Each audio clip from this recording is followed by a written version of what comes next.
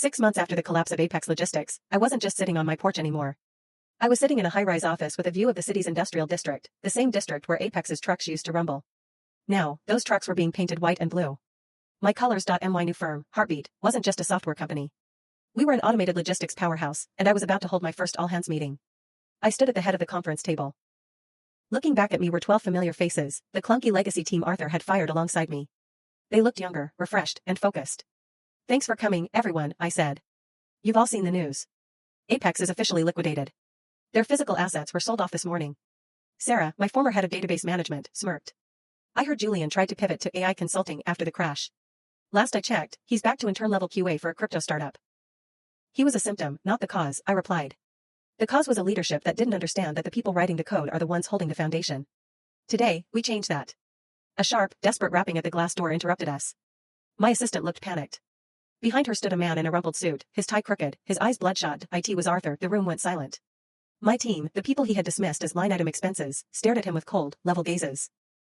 "Elias," Arthur croaked, ignoring the glares. "I saw the press release. You bought the Apex patent portfolio. You bought the warehouses. You even bought the name Apex Engine back from the creditors." "I did," I said, not moving from my seat. "It's amazing what you can afford when you don't spend your revenue on gold pens and vanity consultants." "I need a job," he blurted out. The desperation in the room was thick enough to choke on. "I know the industry. I know the clients. I can be a consultant. A strategist. I lost everything in the bankruptcy, Elias. My house, the car, everything." I looked at my team.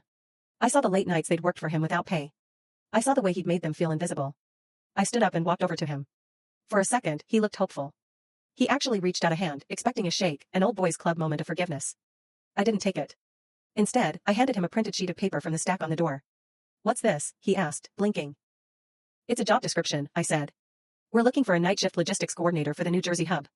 It involves tracking the Heartbeat algorithm's manual overrides. It's a clunky role, Arthur. Lots of data entry. Very little strategy." Arthur's face turned a deep, bruised purple. "You're mocking me. You want me to work for the people I used to lead?" "No," I corrected him gently.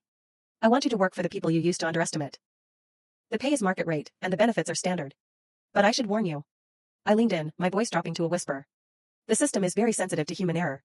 If you can't keep up with the rhythm, the Heartbeat will know." Arthur looked at the paper, then at the 12 people in the room who didn't even bother to look away. He realized he wasn't a shark in a tank anymore, he was a bug under a microscope. He turned and walked out without another word. He didn't take the job, but he left the paper on the floor. I turned back to my team. Where were we? "We were discussing the version 2.0 rollout," Sarah said, a predatory grin on her face. "The one that's going to make sure no one ever treats a developer like hardware again." "Right," I said, sitting back down. "Let's get to work."